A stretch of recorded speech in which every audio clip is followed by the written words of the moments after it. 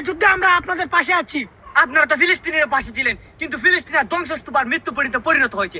তোরা প্রকাশ্যে বলিস মুসলমানদের পাশে আছি, কিন্তু তোরা গোপনে ইসরায়েল আমেরিকার সাথে বন্ধুত্ব রাখিস। তোরা হচ্ছিস মুনাফিক। দরকার নেই আপনার এই পাশে থাকা। আপনি আমাদের ফিলিস্তিনের ক্ষুধার্ত শিশুদের দিকে তাকিয়ে আমাদেরকে সাহায্য করুন। আচ্ছা ঠিক আছে, দাঁড়া। হে আল্লাহ, আল্লাহ তুমি ফিলিস্তিনবাসীকে রক্ষা করো এবং আবাবিল পাখিকে প্রেরণ করো ও ইসরায়েলকে ধ্বংস করো, আমিন। এই কালকে শুক্রবার ফিলিস্তিনবাসীর লাগিন প্রত্যেকটা মসজিদে মসজিদে কালকে দোয়ার ঘোষণা করে দে। দরকার নেই আপনাদের এই দোয়ার। ইসরায়েল যখন তার মিত্রদের কাছে সহযোগিতা চাচ্ছে, তখন তারা দিচ্ছে অর্থ অস্ত্র, আর আপনারা আমাদেরকে দিচ্ছেন দোয়া। দোয়া দিয়ে সংকটের সমাধান করা সম্ভব নয়। যদি দোয়া দিয়ে সমস্যার সমাধান হতো, তাহলে ওই ফিলিস্তিনের সদ্য শহীদ হওয়া শিশুদের মায়ের হৃদয় নিংড়ানো দোয়া কি আপনার দোয়ার চাইতে উত্তম নয়?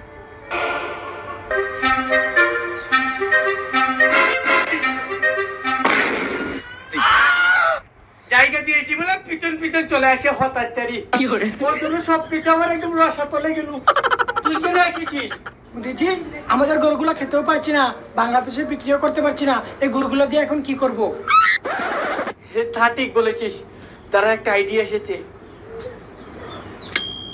আসেন ভাই আসেন, গোমূত্র 40 টাকা কিলো।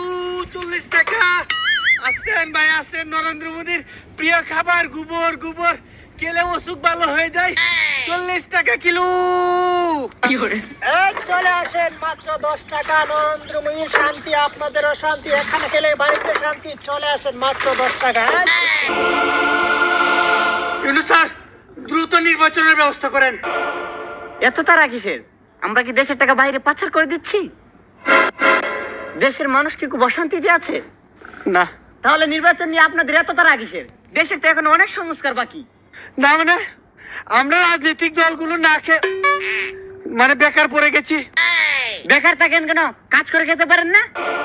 কাজ করে খাবো কেন? কাজ করে খাওয়ার জন্য কি রাজনীতিতে এসেছি? আপনি কেন শুধু শুধু বাংলাদেশে পড়ে আছেন? ওই দেশটাকে আমাদের হাতে ছেড়ে আপনি আমেরিকা চলে যান, ওইখানে তো আপনার ভালো মান সম্মান আছে। আমাদের তো মনে চাই দেশের মানুষের সেবা করি। সৎ ইচ্ছা থাকলে ক্ষমতায় না থেকেও মানুষের সেবা করা যায়। আপনারা তো মানুষের সেবা করতে আসেন নাই, আপনারা আসছেন মানুষের কষ্টের উপার্জিত টাকা দিয়ে নিজেদের সেবা করতে। আরে এত কথা বলছেন কেন? এটাই তো দেশের নিয়ম। নির্বাচন দিলে দেন, না দিলে নাই।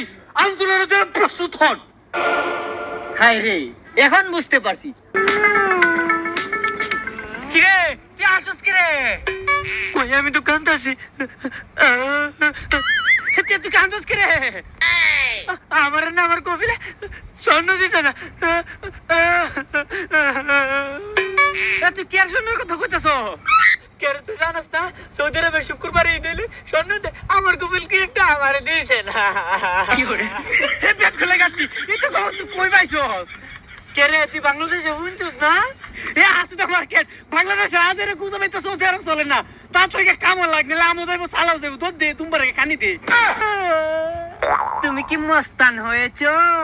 তুমি রাতের বেলা বাংলাদেশে পুশিন করবা আর দিনের বেলা এসে দাদাগিরি দেখাবা? তোমাকে কি আমরা জামাই আদর করবো?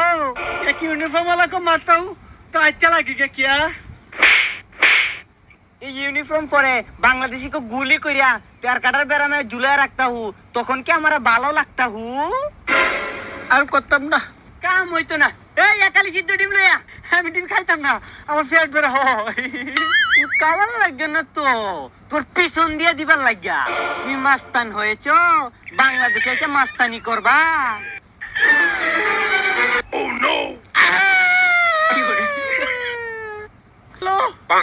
একটু কৃপা কর ভারতবর্ষের প্রতি। আমাদের গরুগুলো আমদানি করিস না রে। মোদিজি, আমাদের ভারতবর্ষে সবগুলো গরু আটকে গিয়েছে, খামারিরা আন্দোলন শুরু করেছে। চিন্তা করিস না মধু।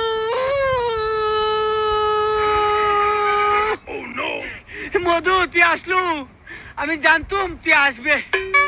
আমাদের গরুগুলা নেওয়ার ব্যবস্থা কর না রে। মোদিজি, আমাদের তো ক্ষমতা নেই, আর ইউনুস ক্ষমতায় থাকতে আপনাদের গরু লিবে না। তাহলে আন্দোলন করে ইউনুসকে ক্ষমতা থেকে লিমিয়ে দে। মোদিজি, ওর আর সিঙ্গারা দিলে আন্দোলনে মানুষ যায় না। কি বলিস? আমি এক কাপ চা খাওয়াইয়ে 7 দিন পর্যন্ত মানুষকে পিছে পিছে ঘুরিয়েছি। ঠিক আছে, তাহলে হুঙ্কার দে। মোদিজি, আমরা হুঙ্কার দিলে বাঞ্চে কোহেলে ডাবে। হুক্কার দিতে হবে না, তোরা শুধু একটা বল মুছে দিলে ঢাকা শহর বেসে যাবে। আর আমরা দিক থেকে ভারতবর্ষের সবগুলো বাদ একদম খুলে দেব, বাংলাদেশে পানি ঢুকে যাবে, কিন্তু বই পেয়ে পালিয়ে যাবে। আর তোরা ক্ষমতা দখল করে নিবে, আমরা গরুগুলো তোদের কাছে বিক্রি করবো চড়া মূল্যে। কত টাকা দিয়ে কিনলেন? এই তো ভাই 70,000 দিয়ে কিনছি। দেখছেন ভাই কত দাম? আজকে যদি একটা নির্বাচিত দল ক্ষমতায় থাকতো, ভারত থেকে গরু আমদানি করতো, মাত্র 40,000 টাকা দিয়ে আপনি এই গরু কিনতে পারতেন। ভাবেন ডক্টর ইউনূস দেশটা কোথায় নিয়ে পৌঁছাইছে। আর কিছুদিনের ভিতরে যদি নির্বাচন না দেয়, দেশটা একদম জাহান্নাম হয়ে যাবে, নরক হয়ে যাবে। আমরা তো আগেই ভালো ছিলাম। দেখেন ভাই, এই গরুটা আমি 40,000 টাকা দিয়ে কিনতে পারতাম বটে, কিন্তু পুরো টাকাটা চলে যাইতো ভারতে। এই গরুটা আমি 70,000 টাকা দিয়ে কিনলো, পুরো টাকাটা আমার দেশেই থেকে যাবে।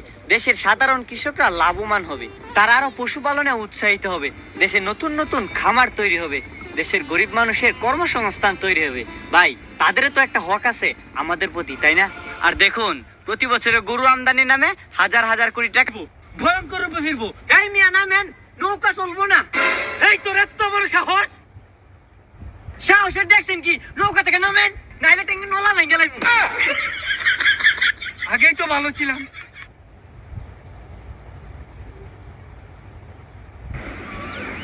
ভাই, আমার বাড়াটা হারামজাদা, তুই কাটতে পারাস?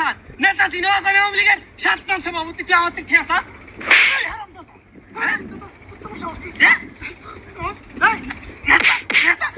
নেতা ছিল